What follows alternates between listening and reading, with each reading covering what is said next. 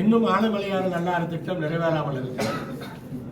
அதை நீர்ப்பாசனத்திற்காக ஆனைமலையாறு நல்லாறு திட்டம் என்பது பொள்ளாச்சிக்கு மட்டுமல்ல, அப்படியே போனீங்கன்னு சொன்னா உடுமலைப்பேட்டை வரை, இந்த பக்கம் சுல்தான்பேட்டை எல்லா ஏரியாவுமே கவர் பண்ணக்கூடிய அந்த ஆனைமலையாறு நல்லாறு திட்டத்தை இன்னும் தாமதப்படுத்தாமல் அரசு கண்டிப்பாக நிறைவேற்ற வேண்டும்.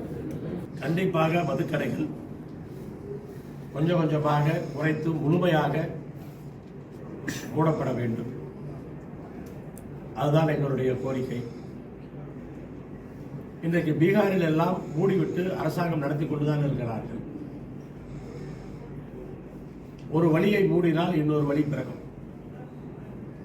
ஆனால் அரசாங்கம் வெகு விரைவாக அந்த பணிகளை செய்து டாஸ்மாக் கடைகளை முழுமையாக மூடுகின்ற அந்த முயற்சியிலே, அந்த பாதையிலே பயணிக்க வேண்டும். கல்லுக்கு அனுமதி தருவது மூலமாக டாஸ்மாக் கடையினுடைய தேவை குறையும், விவசாயிகளையும் வாழ வைக்க முடியும், உடம்புக்கும் நல்லது. ஆனால் கல்லுக்கு அனுமதி கொடுப்பதை அரசு பரிசீலிக்க வேண்டும். கல் என்பது ஒரு மதுபான பொருள் அல்ல.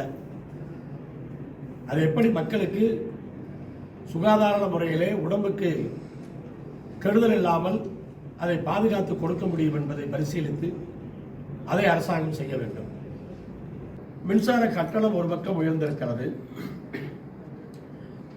நிலை கட்டணம் உயர்த்தப்பட்டிருக்கிறது.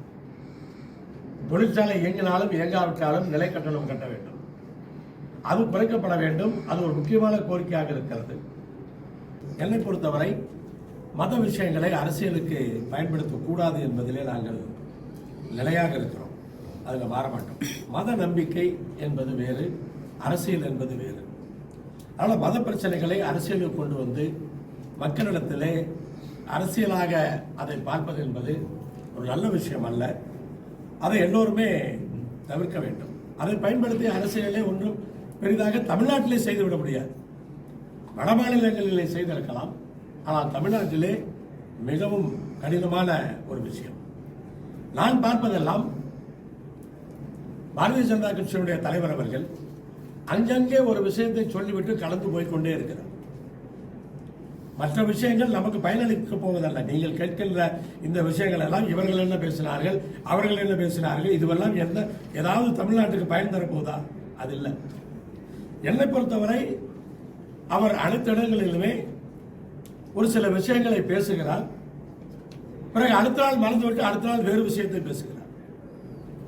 ஒரு வளர்ந்து வருகின்ற ஒரு தலைவர் ஒரு விஷயத்தை சொன்னால் நிலையாக நிற்க வேண்டும்.